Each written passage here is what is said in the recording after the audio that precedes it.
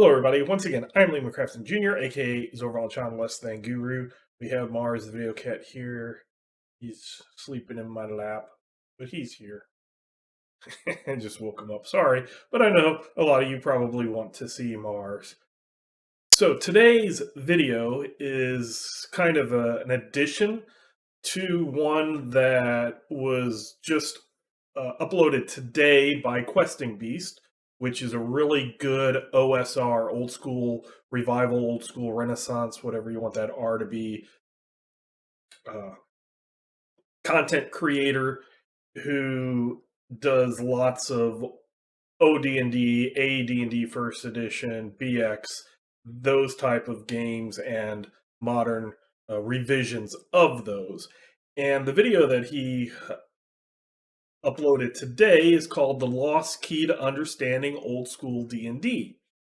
And he brings up this point that in OD&D and in AD&D, we're talking first edition here, that it's not flat out said, but if you piece the clues together, it's like the system was made for a tabletop version of an MMO, or a massively multiplayer experience role-playing game.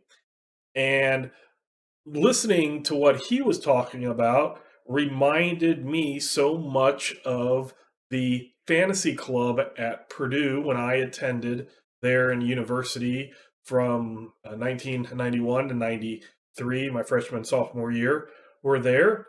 And that fantasy club, that school club, was very much in this style, and that really influenced me a lot on how I have gamed both as a player and as a game master since then, even way after I left Purdue and therefore wasn't playing in that club anymore.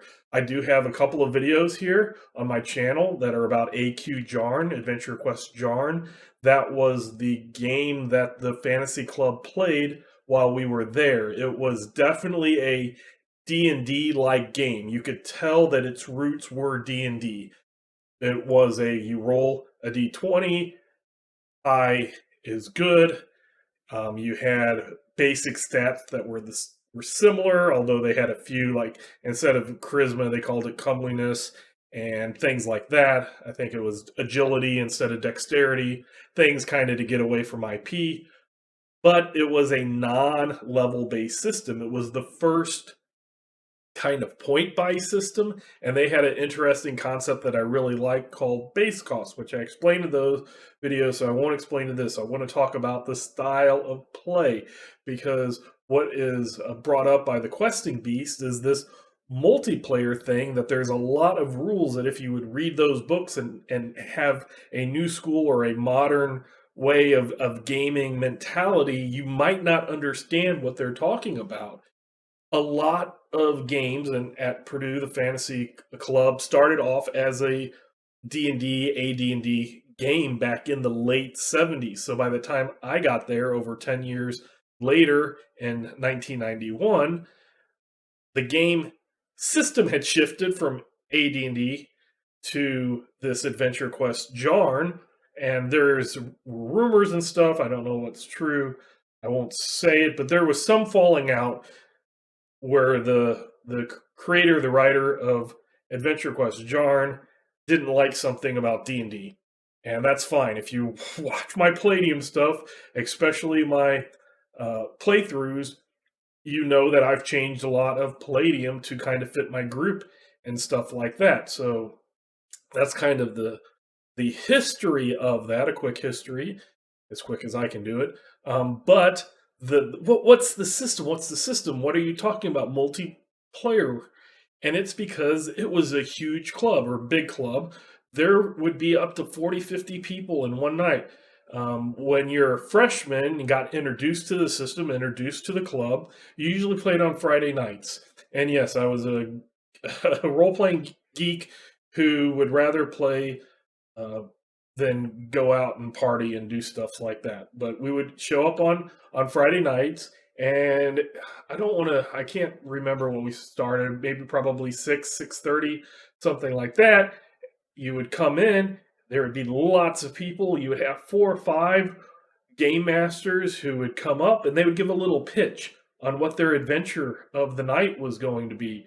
And basically, what it kind of simulated was you go to the tavern and you're hearing rumors, or you're seeing uh, a letter or parchment or something posted on the wall, tavern wall. But basically, every game master would kind of give their pitch, and then you would break up into groups. And a lot of times you would adventure with the people that you like, both in character and out of character. But sometimes you wouldn't. There were things that my character in character didn't like, and if those were things that a game master would pitch, then I would avoid those, even if the players and the characters that me as a player and my character as a character liked. We just, for that week, we would have a different, have it separate adventures under different game masters. And then the next week we'd get together and we would tell each other what happened. And it usually, we would probably play until 12, 1, 2 in the morning. And you kind of eased into it over, I think it was as a freshman, we had our Halloween live action role playing night. And that night we did that. And then the following week, they cut out Fridays and was Saturdays. And then you kind of advanced to the big leagues and you played on Saturdays. But it was everybody is doing a separate adventure. And at the end, the game master of that session, he would write down everybody who was there, what character they were, so and so was here, so and so, so that you had a record of what characters actually played in that session. You would have the game date up at the top. You'd have the game master, because there's multiple game masters. I'm going off of recollection. You would have a quick summary of the session, what it kind of entailed, maybe location where you went, plot, something like that, just a little short thing, and then how many days it took, when it ended. And in the beginning, they actually had a notebook, a little notebook that was the magic item book. Anytime a game master gave out a magic item during the adventure, they would scribe it into this notebook, so that at any time in the future, if somebody's like, I pull out my wand of blah, blah, blah, there was a document of, yes, this was given on this date to this character by this game master.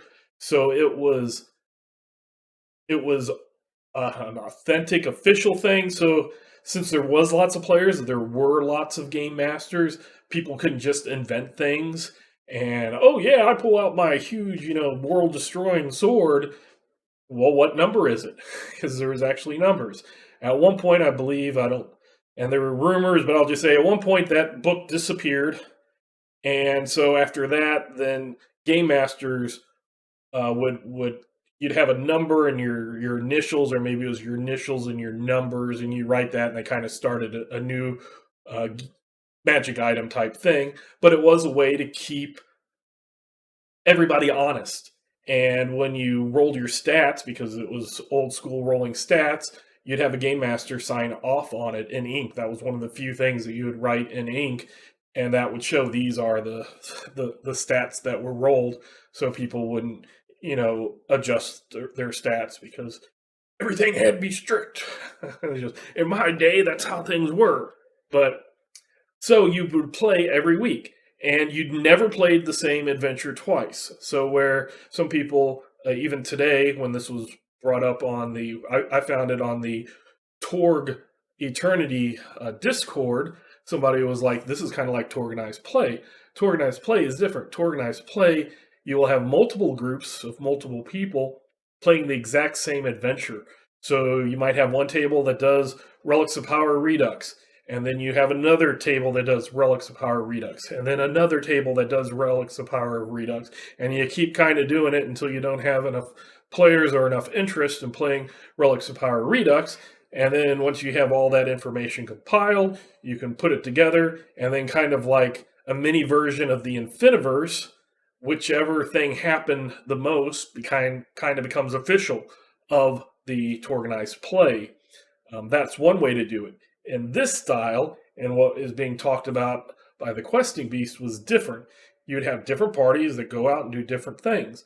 Now he talks about like the parties would be maybe the same during the entire thing, and we did have a couple, at least one group of more experienced characters, so they were doing more world global type scenarios that they kind of went and did their own thing and then they would come back, and usually when they came back it led to crazy stuff, gods getting assassinated, player characters trying to become gods, uh, cities under siege, stuff, crazy stuff like that. When us lower and mid ranged characters were just trying to rebuild the tavern that always tended to burn down. I'm really sure it was called the Flying Eagle, but everybody called it the Flaming Eagle Tavern just because it had been torched so many times. But that's one of the things, they had the one group that kind of, those players and characters kind of stuck together with their one game master doing their one thing on the other side of the world, and every once in a while they'd come back, but then the other people would go off in their various groups and do their own things. And that's a system that lasted a long time. I was looking online and I didn't find an exact date, but the campaign, and when Questing Beast specifically defines this as, this was the campaign. It wasn't an adventure path. It wasn't a um, mega adventure. A campaign was kind of the whole setting, the whole world, the whole thing that was happening, that lots of different players and lots of different characters over a lengthy real world time. That was a campaign.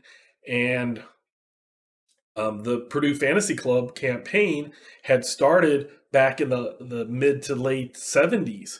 So it had been going on over 15 years by the time I got to it. And the last official thing that I can find online is in 2017. So after I left in 1993, that's like 20 more years. This one storyline, this one campaign, with people like me that would just be there for a year or two and leave, or whole like 4 or 5 years, depending on when you graduated. If you stayed there, it was out of state, cost too much money.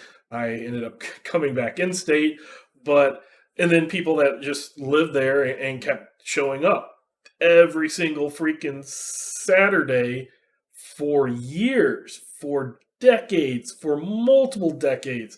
You think, okay, 2017, it started maybe around 1977, so you got 87, 97, 07, 40 freaking years, almost as long as I've been alive, that this one campaign was going. And you'd have, like I said, you have different game masters. You'd have the head game master, the guy who wrote that Adventure Quest book. Sadly, he passed away in 2010, so somebody else took it over. It looks like, in what I've heard after I left, at some point there was some schism between people who wrote the book, and the club itself, and they kind of parted ways, still using those rules though.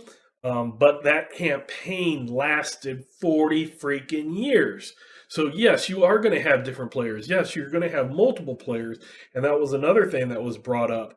The way that system was, and it sounds like the way it would be done in OD&D or AD&D First Edition, is that if you wanted to become a different background or character class and needed to do training, that training was in game time. So it could be real months out of game. So you could have multiple characters. Um, or if your character died, you'd make a couple and play and determine which one you wanted to use after that. Or you'd have a fallback character. Sometimes your character would be indisposed. I had a character, and I mentioned before on the channel, his soul was sucked into a sword, and I was a sword. Some adventures, I actually just played the sword that my friend wielded, but there were a couple that I made a new character and played that character until my soul was freed, and that was my main character, the one that I liked the most, and then I would play that character again. So that system is a true system, and it works because you can't have 40 years of something working and saying that it doesn't work. Yes, there was that whatever that schism breakaway that caused the club to kind of divorce itself completely from the rules makers, but that scenario that lasted all that time. And when all the game masters would hand in that paper at the end of the session, then the head coordinator would look and find out what that last date was that the adventure lasted. So if one lasted 1 week and the other one, they went out and came back and it took them 1 month.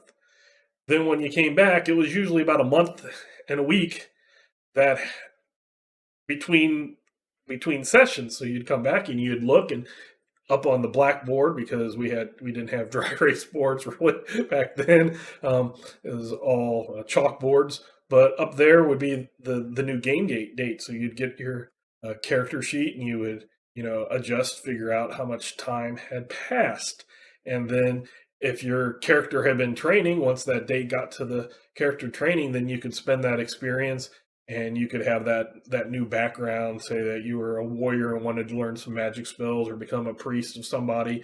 Then that's when that happened. You got to then play your character again, and it was a very interesting system. It's also one that it's influenced me a lot, even though I've not been in any type of campaign that big. And to organize play, again, I said, is a little different, even though they have lots of people, various game masters, they do the same published modules and home written accepted modules, but they do it multiple times with different groups. This was not it. Every week was something new. Nothing was rehatched. You might find the same villains, same big bad end guy type thing, recurring villains and scenes and places and things like that, but it wasn't the same adventure by any means. And what I've done since then in my own small groups is sometimes I will have like a group of friends doing something, and it's just easier for me. Like when I was doing even cross games, like around that time when summer vacation happened and we would come home, and then I had my home people. um, we play Adventure Quest. I brought that back, and we play Palladium, and I kind of played those on the same world, even with different systems, because it was just easier for me to make one world and have everything happen in that world. And I played my own game Dunamis on that world, and sometimes it was at the same time, and sometimes it took place differently. Back in around 2010, I was doing D&D 4th edition, and I had two different groups, and sometimes a player or two would join the other group. Say I'm going to the other group, and somebody's like, "Hey, can I come along?" Yeah, and then they were kind of guest stars or whatever. But the two groups were doing things at the same time, so I'd play with one group and kind of know where the timeline was, and I kept my handy dandy calendar that would say, and this is the actual one because I'm using that same use this back in around 2011. I think that's when, because it starts off with 2011, and it starts off at 2011 there. And I bought one of these calendars and just decided to make my game world be the real world. And you can see here, get that. You see up here at the top, CCA and CCB. So CCA is Curious Company Alpha, and that's what they did on that day. And here is Curious Company Beta. And basically, I could figure out what each group was doing at any given time. And sometimes we had a big thing where a lot of people came and they'd share spells and swap stories and stuff like that. And even when they were separated, I had a home base that was in Fall Crest, and if they got extra magic items and they didn't want any, they could put it there, and the other group would look at it. Maybe that would be something that they liked, or they would copy spells and put the spells as kind of a group spells. So in that way, even though it wasn't a absolute direct connection, there was an indirect connection. And I just really like that type of thing. It makes it easy for me. It makes it fun for the players when there's others out there doing stuff. And even with my current Palladium game, put it in that same world, use my same calendar. And one of the things that has barely been brought up, but I've added a tiny little hook in there, is that since I don't want to go back and do D&D 4th edition, those kind of just petered out, but the characters are still out there. So finding the fates of those characters might be a plot hook if the players decide to go that way. So it's there if they want to do that. If not, then maybe they'll go to a place. I kind of know where certain characters are, what their fates are. If they end up there, they might meet old characters and not even know it, or they might have a mission to go after those characters. But it's that building type stuff. And then you have players who are playing in character and kind of get some backstories and stuff. Plus, they get the little links to previous characters. And the players, it's consistent as the game world. So it's not like every time we start a new system or start a new game, they have to memorize everything again. Now, I do know my players are not so deep that they'll know every single deity, even though they've been the deities I've been using for 30 years. But there are that do know that. There are people, depending on their investment, involvement in the game, they can get as little or as much as they want in the game, but it is there. So I don't want this to be too long. I just wanted to say that when I watched this, Mars is scratching the couch. So if you hear that noise, that's what that popping noise is. But when I saw this Questing Beast video, it sprung to mind this awesome 2 years has, for 20 years has shaped me. Those 2 years were very influential in my gaming career as a player, and I did a game mastering. And even when I brought it back to my home game, for a long time, I had my own magic item book that I used. I would have my own a piece of paper that had who was there, what they did. I did that for quite a long time with, I believe, Palladium and Adventure Quest Jarn, the first Palladium. This Palladium, I do things a little more loosely, but I do have my calendar keeping track of where the current group is, which is right there. So they are in September, right there. So that's just something to be able to think about. Sounded like it was a completely out of this world thing that wasn't understood. And for me, again, sometimes other people just take it for granted. And I guess that's one thing. I took it for granted, but now I realize that some people don't know that this type of scenario can be out there. And it is different than West Marches from all the various definitions of West Marches. What it seems like the real definition is when the players drive the action. When you have a bunch of players that get together and they go, "Hey, game master, this is what we want to do. We're going to be on this day. This is how we go," which is different than a lot of games where the game master is like sets it up on a schedule.